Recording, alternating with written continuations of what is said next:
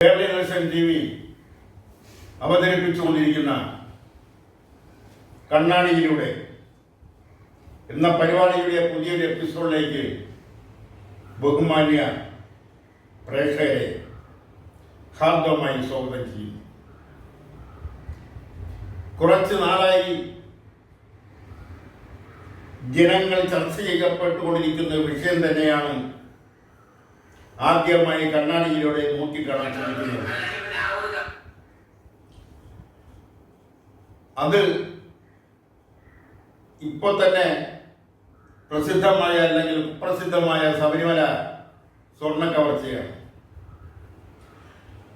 മറ്റൊരു board member, Devaswom board member കൂടി arrest ചെയ്യപ്പെട്ടിരിക്കുന്നു.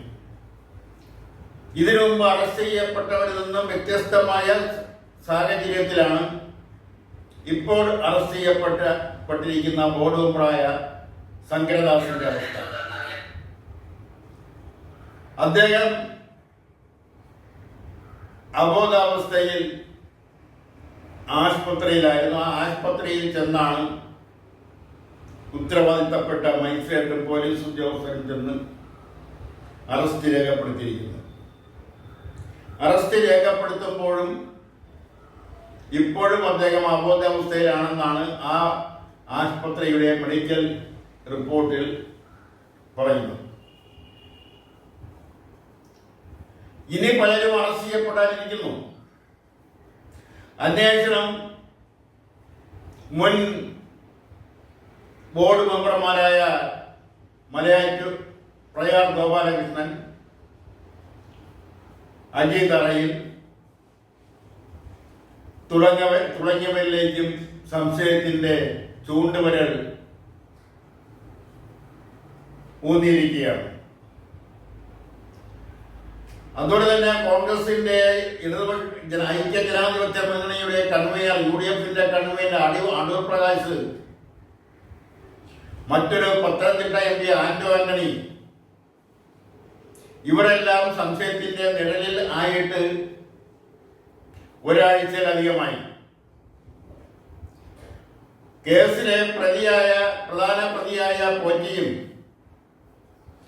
ഈ പറഞ്ഞ കോൺഗ്രസ് നേതാക്കളും സോണിയാഗാന്ധിയും ഒരുമിച്ച് നിൽക്കുന്ന ഫോട്ടോ വന്നിട്ട് തന്നെ ഒരാഴ്ചയിലേറെയായി. ആ സംശയത്തിന്റെ സോണിയാഗാന്ധിയിലേക്കും എത്തപ്പെട്ടിരിക്കുന്നു. അവരുടെ നാടായ ഇറ്റലിയിലേക്ക് വരെ അത് എത്തുമെന്ന് സംശയിക്കപ്പെടുന്നു. ഈ സാഹചര്യത്തിലാണ് സ്വർണ്ണ കവർച്ചയുടെ വലിപ്പം, അതിന്റെ ഗൗരവം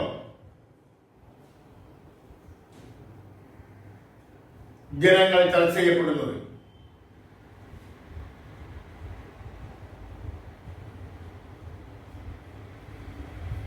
പ്രയാർ ഗോപാലകൃഷ്ണൻ ദേവസ്വം ബോർഡ് പ്രസിഡന്റും അജയ് തറയിൽ ബോർഡ് മെമ്പറും എല്ലാം ആയിരിക്കുന്ന കാലഘട്ടത്തിലാണ്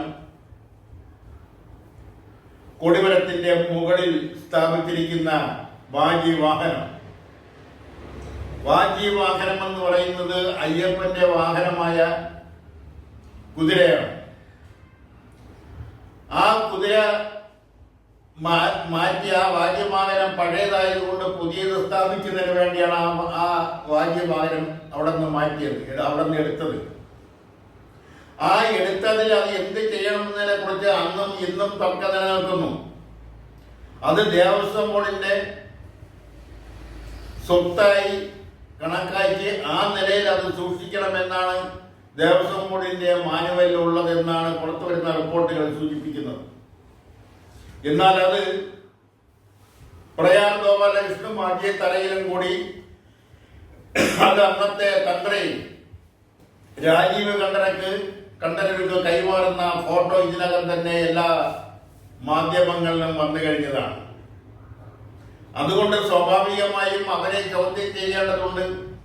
അവരെ ചിലപ്പോൾ കേസിൽ പ്രതിയാക്കിയെന്നിരിക്കാം. ഇങ്ങനെയുള്ള കാര്യങ്ങളൊക്കെയാണ് ജനങ്ങളുടെ മുന്നിൽ ചോദ്യചിഹ്നമായി അവശേഷിക്കുന്നത്.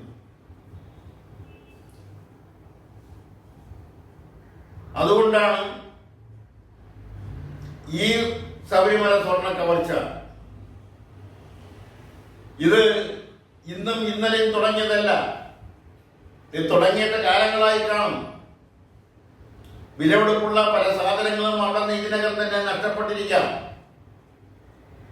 ശബരിമല ക്ഷേത്രത്തിൽ മാത്രമല്ല, ഇതുപോലുള്ള പുരാതനപരമായ പല ക്ഷേത്രങ്ങളിലും ഉണ്ടായിരുന്ന അമൂല്യമായ വസ്തുവകകൾ നഷ്ടപ്പെട്ടിരിക്കാം. അതുകൊണ്ട് ശബരിമല സ്വർണ്ണ കവർച്ച CBI അന്വേഷിക്കണമെന്ന് ആവശ്യപ്പെടുന്നതിനുള്ള യുക്തി അതാണ്. ഒരു കേന്ദ്ര ഏജൻസിയുടെ അന്വേഷണ ഏജൻസിയുടെ സ്വന്തമായ അന്വേഷണത്തിലൂടെ മാത്രമേ ഇതിന്റെ പൂർണ്ണ ചിത്രം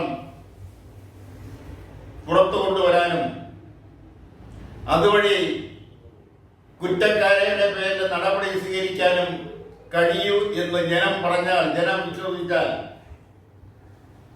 അല്ലെങ്കിൽ ഭക്തർ വിശ്വസിച്ചാൽ അവരെ എങ്ങനെയാണ് കുറ്റം പറയുക? പുരാണ ഇതിഹാസ പ്രകാരം ഓരോ ദേവന്മാർക്കും ദേവതകൾക്കും അവരുടേതായ വാഹനങ്ങളുണ്ട്. അത് ശ്രീ അയ്യപ്പന്റെ വാഹനമാണ് വാജി വാഹനം. വാജി എന്ന വാക്ക് സംസ്കൃത വാക്കാണ്. അതിന്റെ മലയാളം കുതിര എന്നാണ്. അപ്പോൾ ശ്രീ അയ്യപ്പന്റെ വാഹനം കുതിരയാണ്. നമ്മുടെ ഗണപതിയുടെ വാഹനമാവട്ടെ എലിയാണ്. ശ്രീ മുരുകന്റെ വാഹനമാവട്ടെ മയിലാണ്. ശിവന്റെ വാഹനം കാളയാണ്. ദുർഗയുടെ ദേവിയുടെ വാഹനം സിംഹമാണ്. അങ്ങനെ ഓരോരുത്തർക്കും ഓരോ വാഹനം പുരാണ ഇതിഹാസ ഗ്രന്ഥങ്ങളിൽ അല്ലെങ്കിൽ പുരാണ ഇതിഹാസ സന്ദർഭങ്ങളിൽ പറയുന്നു. അങ്ങനെയാണ് ശ്രീ അയ്യപ്പന്റെ വാഹനം വാജി വാഹനമായത്. ആ വാജി വാഹനമാണ് ഓരോ പുരാതനപരമായ ക്ഷേത്രങ്ങളുടെ കൊടിമരം കാണുമ്പോൾ തന്നെ, ക്ഷേത്രത്തിന്റെ ഉള്ളിൽ പ്രവേശിക്കാതെ പുറത്തുനിന്ന് കൊടിമരം കാണുമ്പോൾ തന്നെ അവിടുത്തെ പ്രതിഷ്ഠ എന്താണെന്ന് അറിയാനും മനസ്സിലാക്കാനും കഴിയുന്നത് കൊടിമരത്തിന്റെ മുകളിൽ പ്രതിഷ്ഠിച്ചിരിക്കുന്ന ഇതുപോലുള്ള അടയാളങ്ങൾ വെച്ചാണ്. അവിടെ ഏത് വാഹനമാണ് അവിടെ വെച്ചിരിക്കുന്നത് എന്നത് കണ്ടുകൊണ്ടാണ് ആ ക്ഷേത്രത്തിലെ പ്രതിഷ്ഠ എന്താണെന്ന് നിശ്ചയിക്കാൻ കഴിയുന്നത്. അതിന്റെ ഗൗരവം, ശബരിമല സ്വർണ്ണ കവർച്ചയുടെ ഗൗരവം, അതിന്റെ വ്യാപ്തി, അതിന്റെ വലിപ്പം, അതിൽ ഉൾപ്പെട്ടിട്ടുള്ളവരുടെ സാമൂഹ്യ ബന്ധങ്ങൾ, രാഷ്ട്രീയ ബന്ധങ്ങൾ, ഉദ്യോഗസ്ഥ ബന്ധങ്ങൾ, സമൂഹത്തിൽ അവർക്കുണ്ടായിരുന്ന മാന്യത, ഇതെല്ലാം വെച്ച് നോക്കുമ്പോൾ അതൊരു കേന്ദ്ര അന്വേഷണ ഏജൻസിയാണ് അന്വേഷിക്കണമെന്നുള്ള അഭിപ്രായം ഉയർന്നു വരുന്നതിൽ യാതൊരു തെറ്റുമില്ല. അതാണ് കൂടുതൽ ശരിയെന്നാണ് ഈ സന്ദർഭത്തിൽ പറയാനുള്ളത്. അതുപോലെ തന്നെ ഈ അടുത്ത കാലത്ത് അന്തരിച്ച മാധവ തനുജ ഗാഡ്ഗിൽ എന്ന പരിതസ്ഥിതി ശാസ്ത്രജ്ഞൻ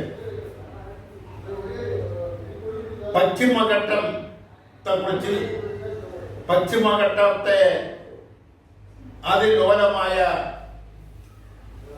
ഭൂമിയെ കുറിച്ച്, അവിടത്തെ അതുപോലുള്ള പരിതസ്ഥിതി ലോലിതമായ പ്രദേശങ്ങളെ കുറിച്ചൊക്കെ പഠിച്ച്, ശാസ്ത്രീയമായി പഠിച്ച് സർക്കാരിന് റിപ്പോർട്ട് നൽകിയ ശാസ്ത്രജ്ഞനാണ് മാധവ തനുജ ഗാഡ്ഗിൽ. അതാണ് പ്രസിദ്ധമായ ഗാഡ്ഗിൽ റിപ്പോർട്ട്. ഗാഡ്ഗിൽ റിപ്പോർട്ടിൽ പറയുന്നത് പ്രകാരം പശ്ചിമഘട്ടങ്ങളിൽ, പശ്ചിമഘട്ടം എന്ന് പറയുന്നത് കാസർഗോഡ്, കണ്ണൂര്, വയനാട്, പാലക്കാട്, ഇടുക്കി, പത്തനംതിട്ട, കൊല്ലം, തിരുവനന്തപുരം ജില്ലകളിലായിട്ടാണ് പശ്ചിമഘട്ടം വ്യാപിച്ചു കിടക്കുന്നത്. ഈ പശ്ചിമഘട്ട പ്രദേശങ്ങളിൽ നിർമ്മാണ പ്രവർത്തനങ്ങൾ നടത്തുന്നതിന് ചില നിബന്ധനകൾ ഉണ്ട്. പ്രത്യേകിച്ചും വയനാട്, ഇടുക്കി ജില്ലകളിൽ യാതൊരുവിധ നിർമ്മാണ പ്രവർത്തനങ്ങളും നടത്താൻ പാടില്ല എന്നാണ് ഗാഡ്ഗിൽ റിപ്പോർട്ടിൽ പറയുന്നത്. നിർമ്മാണ പ്രവർത്തനങ്ങൾ മാത്രമല്ല, പുതിയ ഒരു ഇടവഴി പോലും നിർമ്മിക്കാൻ പാടില്ല എന്നാണ് അതിൽ അസന്നിഗ്ധമായി അടിവരയിട്ട് പറഞ്ഞിരിക്കുന്നത്. അങ്ങനെ ചെയ്താൽ അത് ഭൂമിയുടെ സന്തുലനാവസ്ഥയെ ബാധിക്കുമെന്നും ഭൂമിയുടെ സന്തുലനാവസ്ഥ അപകടത്തിലാവുമെന്നും അത് പ്രകൃതി ദുരന്തങ്ങൾക്ക് കാരണമാവുമെന്നും അതുവഴി മനുഷ്യരുടെയും അതുപോലുള്ള മറ്റ് ജീവജാലങ്ങളുടെയും ജീവൻ അപകടത്തിലാവും, ജീവൻ നഷ്ടപ്പെടാനിടയുണ്ടെന്നും ഒക്കെ ആ ഗാഡ്ഗിൽ റിപ്പോർട്ടിൽ വളരെ വ്യക്തമായി അടിവരയിട്ട് പറഞ്ഞിട്ടുണ്ട്. ഇതിനെല്ലാം വകവയ്ക്കാതെയാണ് പശ്ചിമഘട്ട മേഖലകളിൽ, പ്രത്യേകിച്ച് വയനാട്, ഇടുക്കി മേഖലകളിൽ ടൂറിസത്തിന്റെ പേരിൽ, വിനോദസഞ്ചാരത്തിന്റെ പേരിൽ പണം വരുത്തുന്നതിനുള്ള അതിമുഖത്തിന്റെ പേരിൽ ടൂറിസം വില്ലകൾ എന്ന പേരിൽ വൻകിട ബംഗ്ലാവുകൾ, ടൂറിസ്റ്റ് ബംഗ്ലാവുകൾ പണിതുയർത്തുന്നത്. അതിനെയെല്ലാം നിയമപരമായി നേരിടാനുള്ള നിയമം നിലവിലുണ്ടെങ്കിൽ തന്നെയും ആ നിയമങ്ങളെല്ലാം കാറ്റിൽ പുറത്തിക്കൊണ്ടാണ് ഒരു വിഭാഗം ഉദ്യോഗസ്ഥരുടെയും രാഷ്ട്രീയ നേതാക്കളുടെയും ഒത്താശയോടെ ഇത്തരം നിർമ്മാണ പ്രവർത്തനങ്ങളെല്ലാം നടത്തിയിട്ടുള്ളത്. അതുകൊണ്ടാണ് അവിടുത്തെ ഭൂമിയുടെ സന്തുലനാവസ്ഥ നഷ്ടപ്പെടുകയും പ്രകൃതി ദുരന്തങ്ങൾ കൂടെ ഉണ്ടാവുകയും ചെയ്യുന്നത്. പല ഘട്ടങ്ങളിലും അത് ഡസൻ കണക്കിന് ജീവനുകൾ അപഹരിച്ചതും പ്രകൃതി സമ്പത്തുകൾ നഷ്ടമായതുമെല്ലാം നാം നേരിട്ടതാണ്. നമ്മുടെ പുതിയ തലമുറ, ആ തലമുറയെ സംബന്ധിച്ചിടത്തോളം പല കാര്യങ്ങളിലും അവർ അഡ്വാൻസ്ഡാണ്. അത് വിദ്യാഭ്യാസത്തിന്റെ കാര്യത്തിലായാലും, ബുദ്ധിയുടെ കാര്യത്തിലായാലും, കലയുടെ കാര്യത്തിലായാലും, സ്പോർട്സിന്റെ കാര്യത്തിലായാലും, രാഷ്ട്രീയപരമായ കാര്യങ്ങൾ ഗ്രഹിക്കുന്നതിന്റെ കാര്യത്തിലായാലും അവർ അഡ്വാൻസ്ഡാണ്. അതിന്റെ ഏറ്റവും വലിയ ഉദാഹരണമാണ് ഇപ്പോൾ സ്കൂൾ കലോത്സവത്തിൽ കണ്ടുവരുന്നത്. പഴയ കാലങ്ങളിൽ നിന്ന് വ്യത്യസ്തമായി സ്കൂൾ കലോത്സവങ്ങളിൽ അരങ്ങേറുന്ന കലാരൂപങ്ങൾ അത് മത്സര ബുദ്ധിയോടെയാണെങ്കിൽ തന്നെയും വളരെ ക്രിയാത്മകമായി, ഭാവാത്മകമായി, പ്രതീകാത്മകമായിട്ട് അവർക്കത് ആനുകാലിക സംഭവ വികാസങ്ങളുമായി കോർത്തിണക്കിക്കൊണ്ട് അവതരിപ്പിക്കാൻ കുട്ടികൾക്ക് കഴിയുന്നു എന്നുള്ളത് അവർ ഭാവിയുടെ വാഗ്ദാനങ്ങളായി മാറിക്കഴിഞ്ഞിരിക്കുന്നു എന്നുള്ളതിന് ഏറ്റവും വലിയ തെളിവാണ്. അവർക്ക് വേണ്ടുന്ന പ്രോത്സാഹനങ്ങൾ സർക്കാരിന്റെ ഭാഗത്തുനിന്ന് ഇനിയും കാര്യക്ഷമമായി ഉണ്ടാവേണ്ടിയിരിക്കുന്നു എന്ന് പറയുമ്പോൾ ഇന്നും ഇതുപോലുള്ള കലോത്സവങ്ങളിൽ പങ്കെടുക്കുന്നതിനുള്ള സാമ്പത്തിക പരമായി പിന്നോക്കം നിൽക്കുന്ന വിദ്യാർത്ഥികൾ, പ്രത്യേകിച്ചും പട്ടിക വർഗ വിഭാഗത്തിൽപ്പെട്ടവർക്ക്, അതിൽ പല കുട്ടികളും വളരെ മികച്ച കലാപ്രകടനങ്ങൾ വെച്ചിട്ടുണ്ട്. പക്ഷെ അവിടെയെല്ലാം സാമ്പത്തിക പരാധീനതകൾക്കുള്ളിൽ നിന്നുകൊണ്ടാണ്, പരിമിതികൾക്കുള്ളിൽ നിന്നുകൊണ്ടാണ് പലപ്പോഴും അവർക്ക് മത്സരങ്ങളിൽ പങ്കെടുക്കുന്നതിന് എത്തിച്ചേരുന്നതിനുള്ള യാത്രാ ചെലവ് പോലും അവർ പഠിക്കുന്ന സ്കൂളിലെ അധ്യാപകരും സഹപാഠികളും ചേർന്നാണ് സ്വരൂപിച്ച് നൽകിയിട്ടുള്ളത്. അതിലൊക്കെ മാറ്റം വന്ന് അത്തരം സാമ്പത്തികമായി പിന്നോക്കം നിൽക്കുന്ന വിദ്യാർത്ഥികളിലെ കലാഭിരുചി, അതിലെ കലാപ്രതിഭകളെ കണ്ടെത്തി അവർ അവർക്ക് വേണ്ടുന്ന വിധത്തിലുള്ള പ്രോത്സാഹനവും സാമ്പത്തിക കുറവ് അവർക്ക് ഉണ്ടാവാതിരിക്കുന്നതിന് വേണ്ടിയുള്ള അവരുടെ മികച്ച പരിശീലനം നടത്തുന്നതിനുള്ള ഫലവത്തായ കാര്യക്ഷമമായ പ്രവർത്തനങ്ങൾ സർക്കാരിന്റെ ഭാഗത്തു നിന്ന് ഉണ്ടാവണമെന്നാണ് ഈ അവസരത്തിൽ കലോത്സവവുമായി ബന്ധപ്പെട്ട് ഉള്ള കാര്യങ്ങളെ കുറിച്ച് പറയുമ്പോൾ പറയാനുള്ളത്. അതുപോലെ മറ്റൊരു പ്രധാനപ്പെട്ട കാര്യം ജയിലിലെ തടവുകാരെ കുറിച്ചാണ്. ജയിലിലെ തടവുകാർക്ക് അവരുടെ വേതനം വർദ്ധിപ്പിച്ചിരിക്കുന്നു. ആ വേതനം വർദ്ധിപ്പിച്ചതിൽ ആർക്കും ആക്ഷേപമില്ല. കാരണം അവർക്ക് കിട്ടുന്ന വേതനത്തിന്റെ 1/3 അവർ മുഖാന്തരം അക്രമത്തിന് വിധേയരായവർക്കാണ് നൽകുന്നത്. അവർ എന്തുകൊണ്ടാണ് അവർ അക്രമത്തിലേക്ക് തിരിഞ്ഞത്, അല്ലെങ്കിൽ അവർ മറ്റുള്ളവരെ എന്തിനു വേണ്ടിയാണ് ക്രൂരമായി ഉപദ്രവിച്ചത്, അതൊക്കെ താൽക്കാലിക ലാഭത്തിന് വേണ്ടിയോ അതല്ലെങ്കിൽ അനാവശ്യമായി ഉണ്ടാകുന്ന സാഹചര്യങ്ങളിൽ അകപ്പെട്ടുകൊണ്ടോ അല്ലെങ്കിൽ രാഷ്ട്രീയപരമായ കാര്യങ്ങൾ കൊണ്ടോ വ്യക്തി വൈരാഗ്യങ്ങൾ കൊണ്ടോ കുടുംബപരമായ വഴക്കുകൾ കൊണ്ടോ ഒക്കെ ആകാം. പക്ഷെ അവർ ചെയ്യുന്ന ജോലിയുടെ പ്രതിഫലം വർദ്ധിപ്പിക്കാൻ സർക്കാർ തീരുമാനിച്ചിരിക്കുന്നു. ആ പ്രതിഫലത്തിന്റെ 1/3 അവർ മുഖാന്തരം കഷ്ടപ്പാടുകൾ അനുഭവിക്കുന്ന അവർ അക്രമത്തിന് വിധേയരായവർക്ക് നൽകാൻ ഉള്ള തീരുമാനം കൂടെ എടുത്തിരിക്കുന്നു. അത് 2025 ജനുവരിയിൽ മുതൽ നടപ്പാക്കാൻ തീരുമാനിച്ചിരുന്നത്. അന്ന് വേതനം വളരെ തുച്ഛമായിരുന്നത് കൊണ്ടാണ് അത് മരവിപ്പിച്ചത്. ഇപ്പോൾ വേതനം വർദ്ധിപ്പിച്ച സാഹചര്യത്തിൽ 2026 ജനുവരി മുതൽ തന്നെ ജയിലിൽ കിടക്കുന്ന തടവുകാർ അവർ മുഖാന്തരം കഷ്ടനഷ്ടങ്ങൾ അനുഭവിക്കുന്നവർക്കോ അവർ മുഖാന്തരം ബാധിക്കപ്പെട്ടവരുടെ കുടുംബാംഗങ്ങൾക്കോ ആ വേതനത്തിന്റെ 1/3 നൽകുന്നതിനുള്ള നടപടിക്രമങ്ങൾ വേഗത്തിലാക്കണം എന്നാണ് ആ വിഷയത്തെക്കുറിച്ച് കേരളീയ ദർശന് ഓർമ്മപ്പെടുത്താനുള്ളത്. അതുപോലെ പ്രധാനപ്പെട്ട വേറൊരു കാര്യം തെരഞ്ഞെടുപ്പിനെ കുറിച്ചാണ്. തെരഞ്ഞെടുപ്പ് വീണ്ടും പടിവാതിക്കൽ വന്ന് എത്തി നിൽക്കുകയാണ്. ഒരു തദ്ദേശീയ സ്വയംഭരണ സ്ഥാപനങ്ങളിലേക്കുള്ള തെരഞ്ഞെടുപ്പ് കഴിഞ്ഞതേയുള്ളൂ. അടുത്ത പൊതു തെരഞ്ഞെടുപ്പ് നിയമസഭകളിലേക്കുള്ള പൊതു തെരഞ്ഞെടുപ്പ് കേരളത്തിലെ 140 നിയമസഭാ സാമാജികരെ തെരഞ്ഞെടുക്കുന്നതിനുള്ള പൊതു തെരഞ്ഞെടുപ്പ് പടിവാതിക്കൽ വന്ന് നിൽക്കുകയാണ്. കഴിഞ്ഞ തെരഞ്ഞെടുപ്പിൽ ഇടതുപക്ഷ ജനാധിപത്യ മുന്നണിക്കുണ്ടായ പരാജയത്തിനുള്ള കാരണങ്ങൾ തലനീര് ഇളക്കി പരിശോധിച്ചു വരികയാണ് അവർ. അത് എല്ലാവർക്കും അറിയാവുന്ന ഒരു കാര്യമാണ്. അതിന് വലിയ താത്വികതയൊന്നും കൊണ്ടുവരണമെന്നില്ല. എന്തുകൊണ്ടാണ് തങ്ങൾക്ക് ലഭിച്ചുകൊണ്ടിരുന്ന വോട്ടുകളിൽ ചോർച്ചയുണ്ടായത്? ആ വോട്ടുകൾ എങ്ങോട്ടാണ് പോയത്? അതിന് പല കാരണങ്ങളുണ്ടാവാം. ഒന്നാമത് ജനങ്ങളുമായിട്ടുള്ള ബന്ധം, വോട്ടർമാരുമായിട്ടുള്ള ബന്ധം.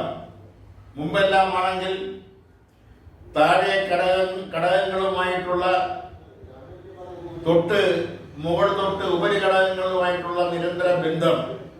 ആ ബന്ധം എവിടെ വെച്ച് മുറിഞ്ഞു പോയതുകൊണ്ട് കീഴ്ഘടകങ്ങളുടെ പ്രവർത്തനങ്ങളെ പരിശോധിക്കുന്നതിനും അവരെ തെറ്റായ വഴിയിലേക്ക് വഴുതി വീണു പോവുകയാണെങ്കിൽ അവരെ ശരിയായ വഴിയിലേക്ക് പിടിച്ചു നടത്തിക്കാനുമുള്ള അവസരം നഷ്ടപ്പെട്ട സാഹചര്യം.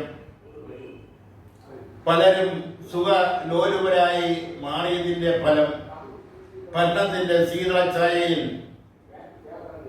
സമ്പത്ത് എങ്ങനെ ഉണ്ടാക്കാമെന്നുള്ള തോന്നൽ താഴെ ഘടകം മുതൽ മുകളിലോട്ടുള്ളവരെ എങ്ങനെയോ വാദിച്ചു. അത് ജനങ്ങൾ അറിഞ്ഞു. അതുകൊണ്ടൊക്കെ ആവാം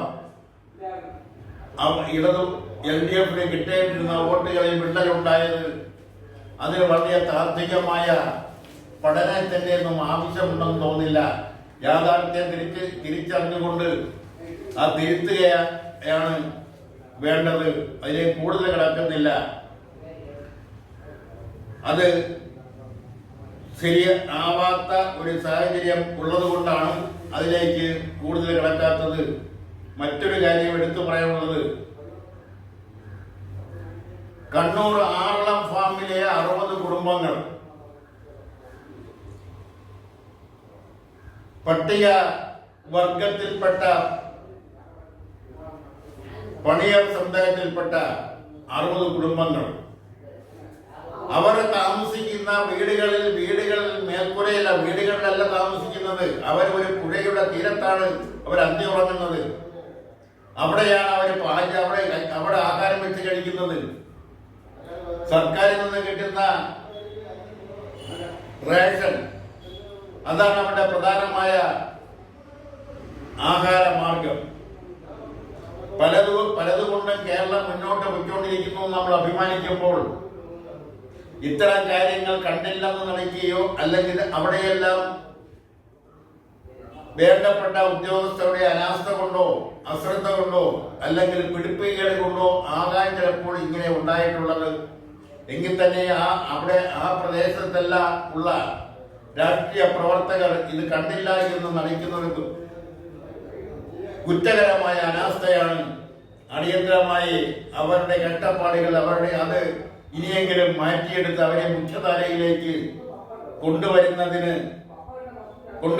എളുപ്പമല്ല. എങ്കിൽ തന്നെയും പരമാവധി അവർക്ക് മനുഷ്യരെ പോലെ തന്നെ ജീവിക്കുന്നതിനുള്ള അവകാശം, മറ്റുള്ളവരെ പോലെ ജീവിക്കുന്നതിനുള്ള അവകാശം അവർക്കുണ്ട് എന്ന തിരിച്ചറിവ്, ആ തിരിച്ചറിവിൽ നിന്നും അവർക്ക് ചെറിയ നിലയിലെങ്കിലും ജീവിക്കുന്നതിനുള്ള ജീവിത സൗകര്യങ്ങൾ ഉണ്ടാക്കി കൊടുക്കണമെന്നാണ് ഈ അവസരത്തിൽ വീണ്ടും ആവർത്തിച്ച് ആവശ്യപ്പെട്ടുകൊണ്ട് ഇന്നത്തെ കണ്ണാടിയിലൂടെ എന്ന പരിപാടിയുടെ പൂർത്തിയാക്കുകയാണ്. നന്ദി, നമസ്കാരം.